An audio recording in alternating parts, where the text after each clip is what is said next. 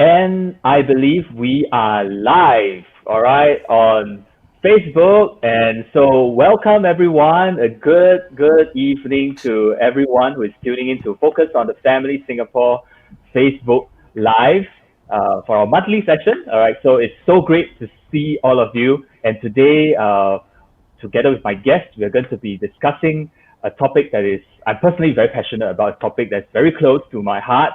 All right, and it's about technology, families, and parenting. All right, as we have listed, the topic is called tech savvy parenting, laying foundations for the future. Now, I'm sure many of our viewers, as you click on, this session, wanting to watch, and you might be having a lot of thoughts, and very often as we talk about technology and parenting our family life, we often have a very concerning mindset, about the things that kids shouldn't be doing when it comes to technology. However, today we want to take a different spin onto it, because we know that technology is really here to stay, all right? And we want to think and consider how can we harness the power of technology for the good of family, all right? So today, all right, with me, EJ, as a moderator, I have with me two lovely guests. I'm so privileged to have them, Keith and Cherise. All right, one of the say hi guys. All right. Hello. Hi to everybody. Hi everyone. Okay. It's And, it's quite funny that we can't see who's watching, so it's Yeah. don't know who we're saying hi to, but yes, Yeah. hi everyone. quick way Hello. to the netizens that are watching. That's For the viewers out there, both of them, lovely, wonderful people, the father-daughter pairing, all right, that we have on tonight. So I want to give both of them a little bit of time to introduce a little bit more about themselves and share with us how things are working out for them, with regards to technology and family. All right, so maybe shall we have ladies first? Let's have That's Cherise. right. Beauty Alright. before age. Whoa. Yeah. There. Thank you. Okay. So hi, my name is Cherise. I'm 19 years old this year. So this is my dad, Keith. Okay. So I'm supposed to share what I'm doing right. Okay. So what I'm doing right now is I'm interning at Focus on the Family, actually. So I've been working with EJ and the Focus on the Family team for the past 2 months. Yeah. Great. And you'd like to share with us a little bit about your future plans and maybe a little bit more about technology and family, how things are working out for you and your family. So my future plans, I'm gonna be going over to Australia next year to study occupational therapy. In terms of how tech is involved in my family, I would say that tech is okay. So my family and I are pretty well acquainted with tech. Yeah, so we use tech a lot to bond. We watch Netflix shows together. We show each other funny videos or share music. But we also have a bad habit of letting tech get in the way of our social interactions. Yeah. Yeah, don't we all have that at times as well too. Thank you so much, Cherise, for sharing. And now we'd like to hear from Keith. All right, give Yes. us a little bit of introduction about yourself and tech and family. How's it working out? Okay, all right. So I'm just gonna pop so that people can see my face. Otherwise, they'll think that this is actually my mouth. No, it's not. It's my microphone. I'll just That's how I look like outside of the microphone. I just put the microphone here because this is the only microphone that I have that I work with. And also I have this condition called oromandibular dystonia. So just to let those who don't know me know about almost 10, 11 years ago, I had a reaction to some medication and it short-circuited the brain and its connection to the nerves that control the muscles in the jaw, in the tongue, and in the neck.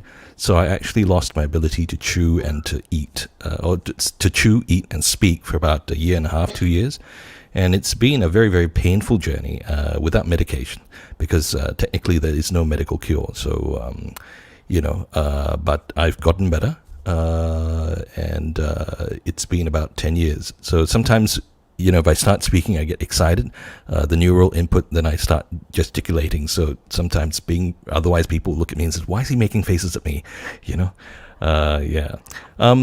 So what I do, I work in one of the largest media companies in Asia, and it's the one with all the radio stations and TV stations. I'm one of the senior creative directors there, so a lot of the time, the ads that you hear on radio are usually done by my team or by myself. If you watch TV or if you listen to radio, you've probably heard my voice at some point as well, because I also voice some of the ads. Or MRT stations. The MRT. If you're on the MRT, you've probably at no some wonder point. You sound so familiar. Yeah, that's my dad. Yeah. So tech in the family. I think tech has been a very, very strong part of my life. I've been into tech since I was a kid, so I was always dabbling with audio engineering and running sound for the church that I attended. Plus, I also built my own computer in those days of people who are in their late 40s, 50s. You remember the Apple II computers, and we used to be able to build them ourselves. I built one when I was 15. So I've always been into tech that way. But when the kids were born, they were born in 2000 and 2001. So that was a very interesting time to be born, because that was just before smartphones came on. And it was all VCDs, and then DVDs were the big rage before it went into streaming and stuff like that. And I was involved in the first phase of streaming that hit in 1999. So I understood all that. So the kids were actually raised on a lot of educational DVDs, educational VCDs, and TV shows, right? And then they graduated into computers and smartphones, and then that was it, But yes, Cherise is absolutely right. A lot of the time we do get caught up in our devices. I have to say it was a blessing, because when I lost my ability to speak and communicate with them, not just with my kids but with my staff, the mobile phone and the email and instant messages were a godsend, because I was able to keep communicating with them, but without needing to speak, because I had lost my ability to speak for a couple of years, for many, many years. We're very, very plugged into the technology. But Cherise is right. I think a lot of families also face the problem of technology dominating them. So especially at the dinner table, everyone tends to still be on the emails or be watching the Korean drama, catching up on little videos, and messaging friends. So it's so some friends ask me, says, how do you stay married for so long? You've been married for 23 years. I said, my wife is on her device all the time. I hardly speak to her. So when I do speak to her, it's like meeting someone new. So I never get tired of her. Thank you, Pete. I just love that you're so candid, and thank you for being open and authentic, sharing about some of the challenges that you do face. So for all the viewers out there, if you just joined us, we have a lovely father-daughter pairing as our guest today, Keith and Cherise. All right, and they're going to be sharing with us a little bit more regarding tech and family, how we can harness the good of technology. All right, so I want to pose let's kickstart this discussion, and maybe with Keith first. And I just want to pick on where Cherise has left off, and talking about technology, and you guys are like media and tech kind of family. Keith being in the creative media field, and technology very much used in your family. So how do you actually guide your family? I mean, as the head of the household, as the dad, how do you guide your family members when it comes to technology usage to ensure that they use it well? So that's a tough one. So, I mean, whatever I'm going to share is actually our family story, our family's journey. And I just want to put a caveat that this is, we're sharing our own experience, and we recognize that every child is different. Every family has very different relationship dynamics. The environment, from the circle of friends, circle of influence, to the school culture, and the larger environment around them is also different. Right, so we're sharing this from the perspective of the kids having grown up at this time, in the 19 and 20 now. But my wife and I have always had this motto when it came to bringing up the kids, and that's train up a child in the way they should go, so that when he or she is older, they won't depart from whatever you've taught them, the way that they should go. I think active parenting is important, and active parenting versus devices being used as passive nannies to keep the kids occupied, and where the parent is involved, especially at the foundational period, the formative years between, being a toddler to going into primary school as the thinking is being developed. I think it's very important that you set the tone and also guide the kids into what is good content, and then slowly start introducing other things, so that they get a less black and white view of the world, but realize that in between black and white there's this whole spectrum of color, that is available in the world. Yeah. Wow, that's so apt. I think even as you talk about, I hear you mentioned about active parenting, but what undergirds it seems like a lot of values that you believe in. You're Yes. training your children since they were young, and so that as they grow older, they keep these values. So the situations can change, whether technology, whether life issues come, they're undergirded by these values that you and your wife has taught them. All right. So how about Cherise? So that's your dad sharing the theory of parenting that has worked for him and your mom. But as the recipient, any interesting examples or stories that you could share with us too? I think my experience growing up with my dad's style of parents' style of parenting is they never sheltered me too much from online content. They exposed me to almost everything and anything, but they made sure that I understood that I had a choice in the long run on what content I consume. At first, it was kind of like being thrown into the deep end, where you just kind of have everything and anything coming at you.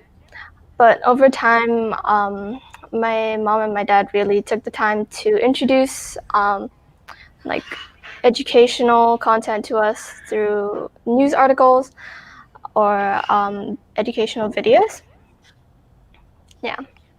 I think just to add on to Cherise, you've got to stop me talking if I don't stop talking, because I'll just keep going on. I will do. Yeah. So I think in the earlier years, till the time they went into maybe P2, P3, P4, when the thinking starts to be a little bit different, I think we controlled a lot of what they watched, and we directed, not really controlled, but we directed what they watched. That was also about the time where smartphones came in, when they were about P5, P6.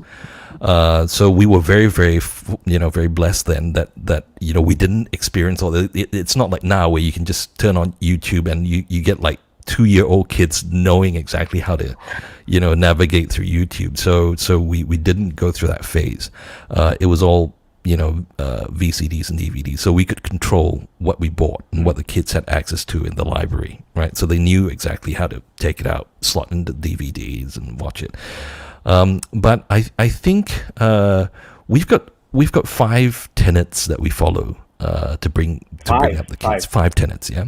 Cool. So the first is we wanted to make sure that the kids mastered, or at least had a sense of how to delay gratification.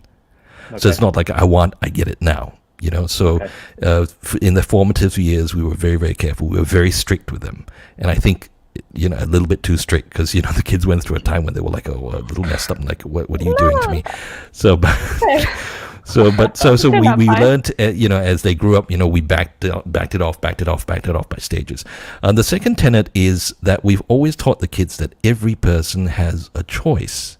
Right? Wow. And that leads on to the third tenet, is that every decision has a consequence, and that they've got to think through, if they make a decision, every consequence affects other people around them, some of whom they love. It's not just them. Just because they make a decision, if it turns out good, great. If it turns out not so good, if they're prepared to walk through it, but how about the people around them? The fourth tenet that we've always instilled in the kids is that actions are important, but reactions are more important. So when you're not guarded, when you're not putting things on, how do you react? That's at the core of your being, right? And the fifth is you can be in the environment, but not be of the environment. So you can be in a particular environment, but you don't necessarily have to be of it because you know where your values are anchored. And because of that, the notion of choice comes in as well.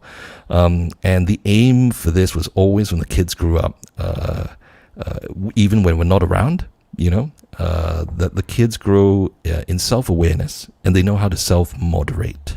So that's what what I mean when I talk about active parenting. It's a lot more than just establishing a set of rules. It's taking the time to explain it to them and says, hey, look, they grew up watching Sex and the City with us. And, Sex and the City is an R21 thing. And, so all these, and we had to explain to them. I said, hey, look, this is, so they learn from a very young age that, not that everything is permissible, but not everything is profitable. There's another way of putting it. You can do anything you choose, but is that going to result in a good thing or not so good thing? Not just for you, but for people around you. Yeah. Well, Keith, that was really amazing. I mean, the 5 tenets you mentioned, and I like to just advocate it to all the viewers. And if you missed it, don't worry. After this Facebook Live, it is still on the Focus on the Family Singapore Facebook page. Do tune back and listen to the 5 tenets. Now, I want to ask, these 5 tenets are amazing nuggets of wisdom for parents. And it sounded to me like you really need to have a lot of time to converse, to dialogue with your children about it. Cherise, is it true? I mean, your mom and dad, they sound like they are really busy people. But with these beliefs that they have and sharing with you, do they have to spend a lot of time in conversations with you and your brother? Definitely. We've had sessions where we would just sit in the living room or like in our rooms and we would just talk about these things. And my dad has really taken the time and the effort to really make sure that my brother and I understand the consequences of our actions. And he really took the time to explain the reason why he's talking to us about this. And it's not because he wants to punish us or to reprimand us. He just wants us to be equipped with the skills and the understanding as we go forward. Yeah.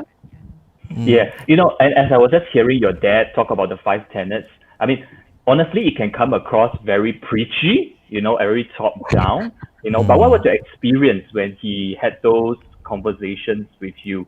Did it ever sound like that to you? When I was younger, I did perceive it as very preachy, and I distinctly remember telling my dad to stop lecturing me. But as I grew slightly older, I started to understand where my dad was coming from, and I stopped asking him to stop lecturing me, and I took the time to listen and reflect and try and understand it from his point of view. Yeah. Keith, I wanted to ask you this also, Yes. Because this is a struggle that many parents that I work with, they have very good messages that they want to talk to the children, but how to come across less preachy? I mean, especially with regards to tech usage, these areas. Well, I think it depends on the age of the child. So like Cherise was mentioning, I think when she was younger, I tended to speak to her like an adult would, like I was speaking to an adult, and maybe that wasn't always the right approach. I should have used a different method of delivery. I mean, in advertising and marketing, which I'm in, they always say that you've got to get the messaging to the audience. So think of the audience that you're talking to, and then speak in a way that understand or that would resonate with them. And maybe I could have done that better But as the kids mature, I think the important thing that and the consistency is important. So from young till today, we've always tried to create an environment where there's no judgment, and we try not to compare them with other people.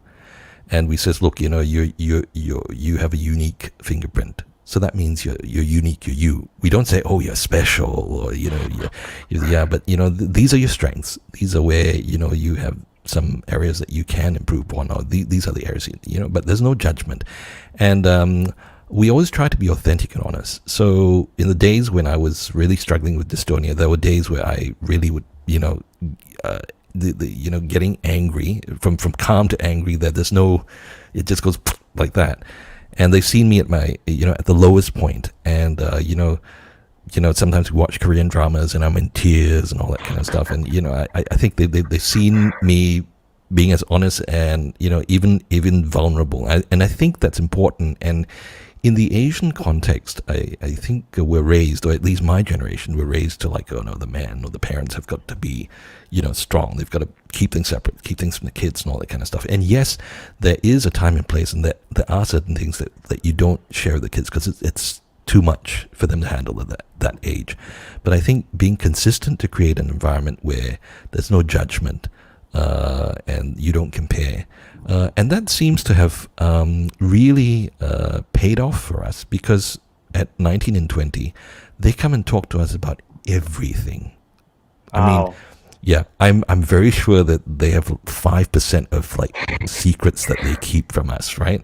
And like we're on Sharice's and Brendan's Instagram accounts, but they also have these things called spam accounts where only the closest friends are on and stuff. So I'm sure there are things they keep from us, but for the most part, I think we're very, very fortunate that they talked about anything. They feel that it's it's safe and they can trust us, and we're not going to like, how can you do that?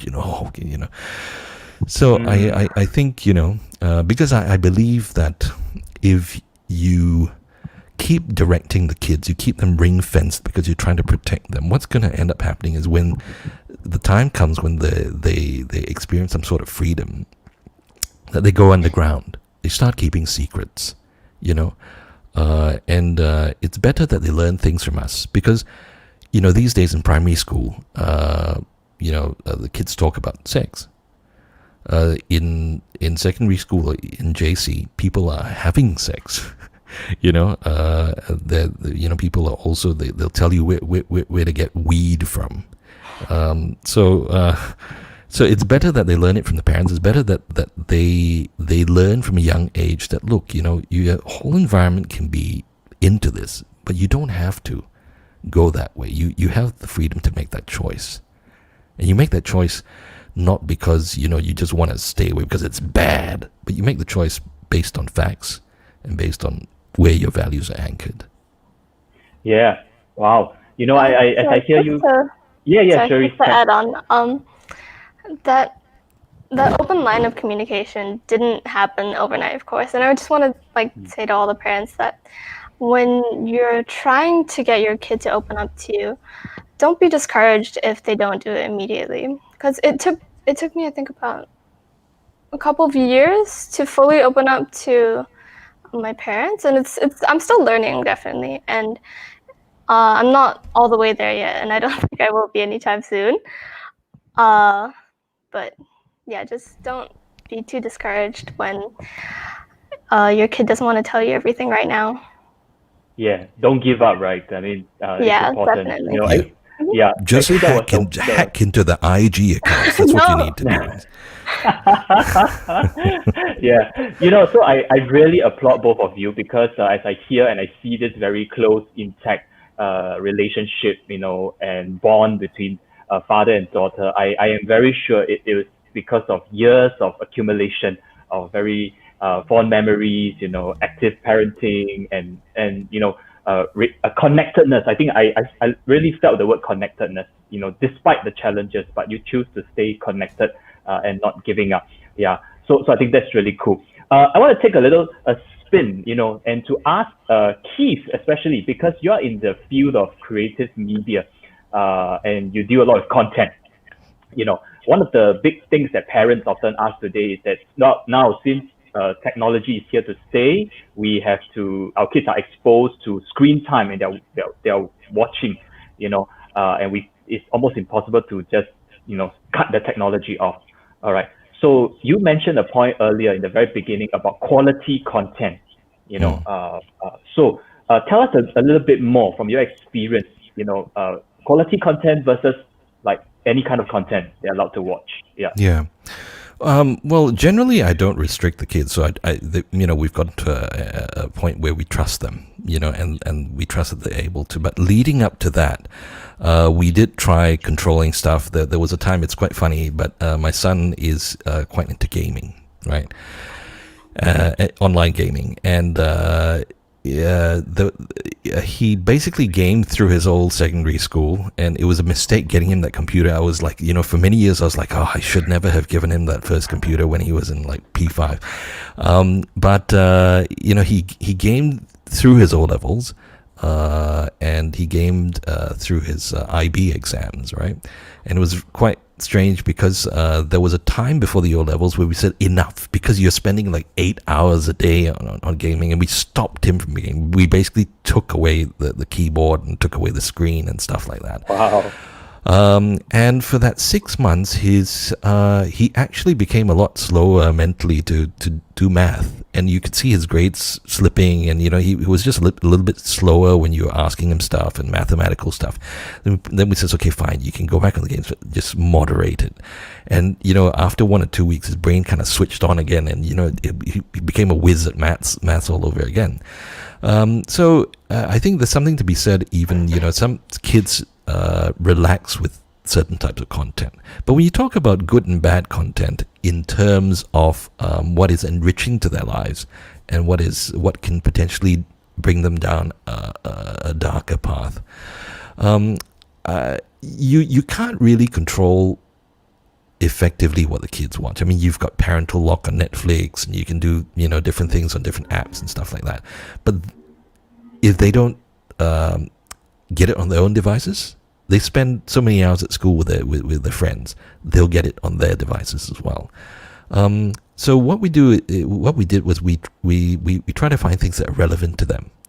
So it is, again, we're very fortunate that a lot of the cartoons and movies that the kids were into growing up, it's just an age where they use a lot of music from when I was growing up in the 80s. So, so we'll use that, and we'll say, hey, did you see this such and such a thing? Tears for Fears and on this, and hey, listen to this song. Hey, you like the song from Shrek, right? It's called Le Freak, and it's from this disco era. Hey, have a listen to this other song, and from there, we then direct them to different things like that relates to their lives and their homework. So we gave them links to Khan Academy, or little short videos that they didn't have to sit through, or stuff that they could help them with their work. And I think that helped, because then they realized that, oh, hang on, YouTube's not just for silly entertainment. Neither is, you don't only Google rubbish. You can actually Google stuff that's useful. And they will at some point hit a level of maturity where, they've got work to do. They've got deadlines to meet. And then the internet then becomes a tool for both useful stuff and entertainment. So I think fostering that habit from young is important. Does that answer the question? It's not really a straight answer. It's kind of like, Yeah. But I think what you're saying really is about parents actively being involved, to guide and to teach the children to differentiate, what is healthy, what is not healthy in terms of the content exposure. Yes. I hear a lot of, it's not just a lot of yes or no, but a lot of active involvement from the parent in conversing with the child. Yeah. Because what happens is, and you will see this a lot with people who have kids, they will take the note, don't do that, until they hit puberty. And once they hit puberty and they see their friends doing it, and they see other people, doing it, and some of them do it behind their parents' back, and then they'll go like, oh wait, hang on, what do you mean no? And they don't take no for an answer. They'll just go behind your back and do it anyway. So you've got to say, hey, look, there are more dimensions to this media platform than just for silly entertainment or Yeah. So Cherise, Yeah. let's hear from you, because I'm very sure as you came on into teenagehood, you yourself among your peers, you do get exposed to a variety of content, good or bad. So how do you navigate it by yourself? Even when your parents are not around, when you're with your peers.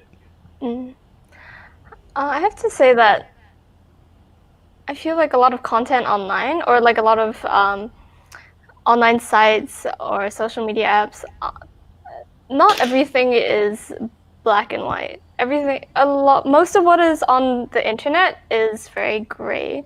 So social media can be seen as a social, like, sorry. It can be seen as a tool to help you connect with people from all over the world, but it can also be a place of toxicity. So, like I said, a lot of things on the internet is very gray. So how I differentiate and navigate that whole thing is that I talk to my parents about it. If something isn't making me feel good, especially like on social media, I talk to my dad about it, and I tell him my thoughts, and I get feedback from him. So as of late, I've just been like trying not to use my social media because it's not making me feel as good as I thought it would. Does Yeah. that So make talking with your parents about it, coming back to share with them what you've seen, what you've heard, and I think it also requires on the parents end to be receptive and have that open channel to explore and dialogue, right? Yeah, just like I said earlier, the consistency from childhood to teenage years to adulthood, where the kids see that consistently there's no judgment, and that consistently there is no comparison. And I just to answer the question a little bit more deeply that you're asking about content, I think the dangerous content, the real danger in content is not so much on the content that's posted by random people on YouTube, or that silly TikTok video that encourages you to do stupid things that could like break your neck and stuff, but the real toxic content, and the ones that really get to the kids, are in their social circles, as Cherise said very rightly, in their social media accounts, your IGs, your Facebooks, and for adults, a LinkedIn. I mean, in the beginning of this year, I basically also had to do a social media purge, and I blocked like about 80-90% of my contacts on LinkedIn, because LinkedIn, although it's sort of like a virtual sort of like CV or whatever it is, it just got quite sickening, that it was like, oh, here's me, I'm doing this, I'm doing this, and people just talk about themselves, and after a while it's just not very healthy. The same thing with IG, because it's all about, oh, this is my and it messes with your mind after a while, and same thing with Facebook. So I think if you're talking about content, that should be the content that parents should watch out for. Content that's put up by people that in social circles that they're plugged into, versus the content that you're like a cartoon and all that kind of stuff. Yes, those things propagate value, but those things take time, to then grab a hold of you, versus a circle of trust that you're already in. Yeah. Thanks for the reminder, Keith, that I think it's very important that in this digital age where everything is evolving so fast, parents really need to be attuned to some of these developments, rapid developments. So I'm going to go on to the last segment, of this Facebook Live with another question, but over here, just to sort of do a midpoint summary, that I think we are hearing a lot from Keith and Cherise, about things like, as a parent, preparing our child for the future of technology, we need to continue to guide them in the values that we believe in, continue to connect with them, even as they're connected online, but the offline connection is still very important, and of course for parents to continue to stay attuned with some of these developments. All right, we have a question actually, about gaming, excessive gaming.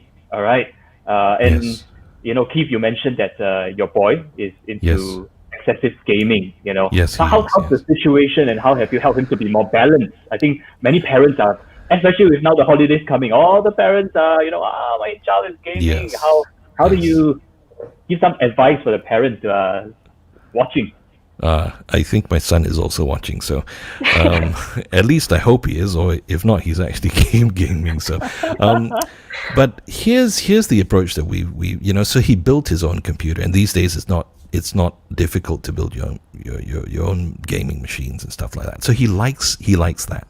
He likes the thrill of being in a community of people that he games with. That's his way of getting together with his mates. If he's not meeting them. But when he went to senior high school in an international school, he suddenly realized, oh, hang on, it's also quite fun to hang out with people in person. So we encourage that. We encourage that. So he went out, they go to each other's houses and, and then they game. But no, they don't always game. Sometimes they watch, movies and, they eat and stuff like that. So, and then I started saying, hey, if you like all this stuff online and you like, this whole, the mathematical side of gaming and, the strategy behind it, have you ever thought of going online and trying to play, the stock market with it, and you introduce a variety of things, and then you introduce other things like, hey, let's go for a walk, hey, let's go for a bike ride, and during the bike ride, there are things that if you can capture their imagination and there's a variety of things they can do, then they can start to say, okay, there are more things in this to do. Now, the strange thing was, because my son is, when the body stops growing, once you hit 18, 19, 20, your spine is not as flexible and not as, and he started getting really, really bad, pain in the neck, to the point where one night he woke me up at 3 o'clock in the morning. He says, I'm in pain, I can't move my neck. And so we rushed to the hospital and stuff like that. So I always remind him, I said, look, decision made, here's the consequence. So what do you want? And every time we bring him to a physiotherapist or to a chiropractor or to a specialist to get checked up, I said, look, here, hang on to the bill, and while you're hanging on to it, will I pay? Have a read. And he'll go like, oh my gosh, it costs like hundreds of dollars. I said, well, consequences of the decision, So I said, I know that gaming feeds your need to connect with friends online, and I know that it also, stimulates the thing, and he laughs, like he never laughs with us, and when he's gaming, and he lets go. That's his form of relaxation. But I think he's now gotten to a point where he sees that there are other activities that also bring an equal amount of joy, even though it's in a different form.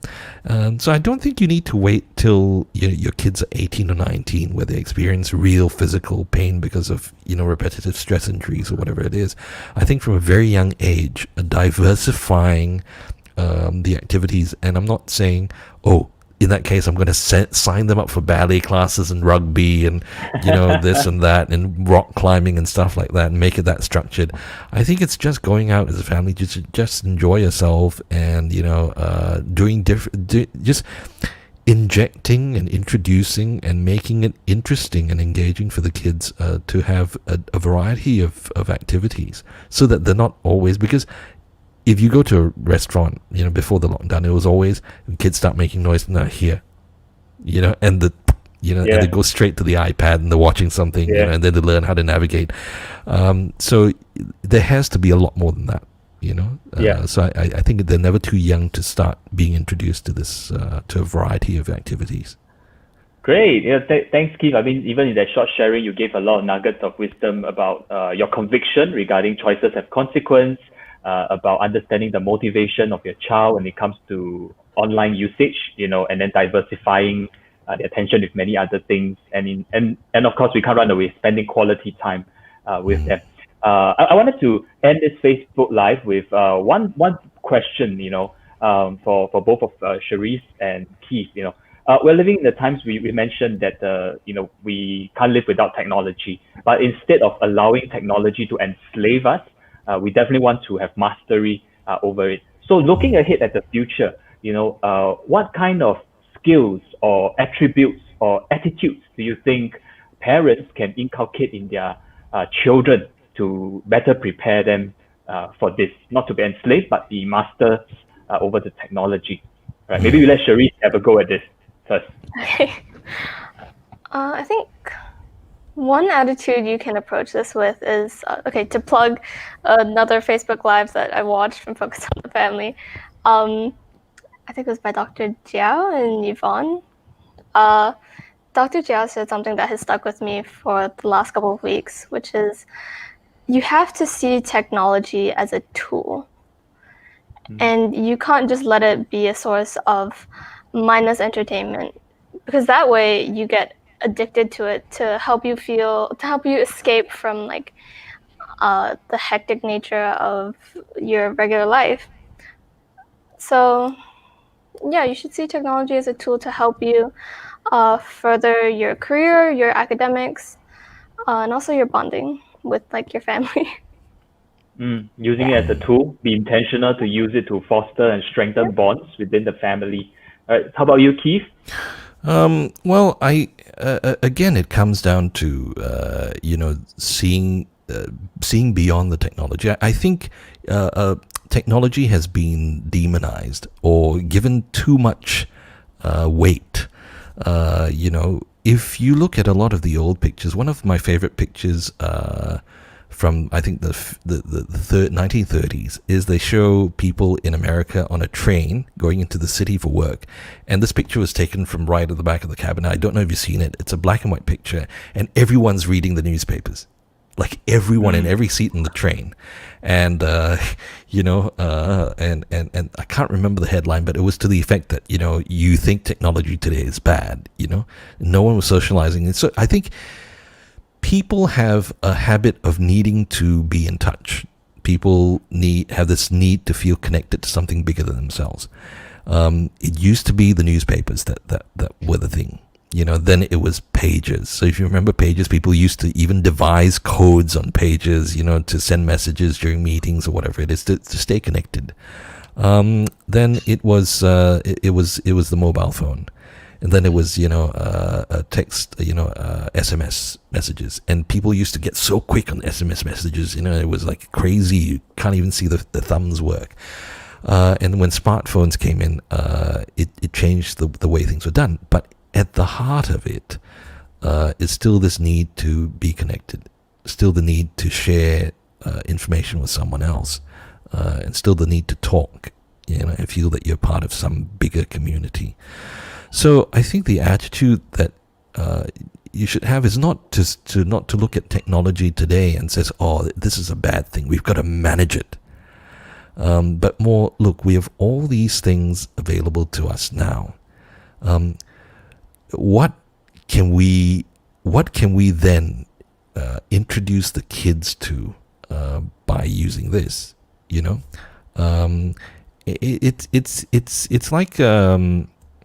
It's like when my kids were very young, because they've got heaps of allergies and stuff, they used to snack on carrots and celery sticks. And I thought, this is great. And every time they're hungry, they say, can I have a celery stick? Can I have a carrot stick? And I thought, okay, this is good. They're going to grow up with this. But then they went to school and they were introduced to chocolates and sweets and, hawker food and all this other stuff came in. So now they're going like, nah, I'm celery sticks? No, thanks. Carrot sticks? No, thanks. So it's the same thing, right? Except the reverse. So instead of looking at technology as, oh no, there's something that we've got to deal with. It's something we've got to control. But, you look at how technology is going. They're already building long-range Wi-Fi things, components that will be placed into everything from your refrigerator to your blender. It's going to go that way. Cars are going, more towards the autonomous driving and autonomous safety and all that sort of thing. It's going to go that way whether you like it or not. It's going to be so much a part of life. But then People used to say the same thing. I bet in the times when shoes were first introduced, or when horse-pulled carriages went the way of the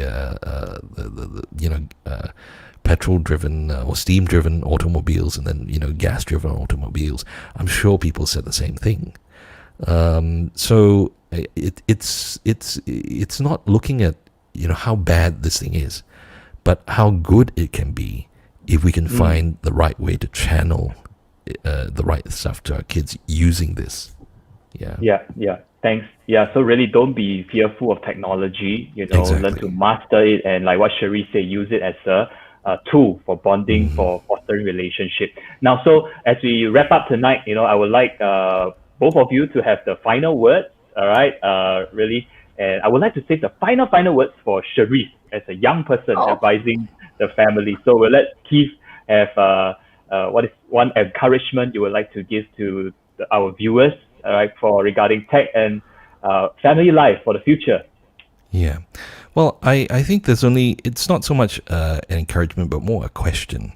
So everything that I've mentioned before about thinking about the consequences of the choices, understanding where you stand, where you're anchored in your values, and being in the environment, but not of the environment, delayed gratification, actions versus reactions. I think it all comes down to one thing. And when parents bring kids up, I think the essence of the thing is, do you want your kids to be the influence or be influenced? You only fall in one of two camps, right? Whatever situation it is. So I think that the thought is, when you look at technology and when you look at content and when you look at them bringing up your kids, do you want your kids to be the influence or do you want them to be influenced? I think that's the thing that parents have to really think about and evaluate as they bring the kids up. Thank you, Keith, for the food for thought question. Do we want our kids to influence or be influenced by tech? Cherise, all right, as a young person, all right, we give you the last word to encourage families here who are tuning in. How do I top that? Oh dear. Well, my final words, I guess, would just to be, I really do agree with what my dad said and being active and being involved with your parenting, but also don't be too overprotective, because I've seen some of my friends whose parents have just like taken away their devices because they're addicted to it or they overuse it. But in school, they just find, like what my dad said earlier, they just find their friends like phones or iPads that they can just borrow. And yeah, like what my dad said, they just kind of like go underground, keep it a secret. But yeah, I agree that you should be involved, concerned, and you should really take the time to talk to your kids about it. Yeah. Thank you, Cherise, and I really love both your sharing. And I've learned that even as we enter a very high tech era, let us not be fearful. Let us be confident and daring to engage or even to inquire. And there are even some old school stuff that still remains that are very important, fundamental, like being active, intentional in building relationships.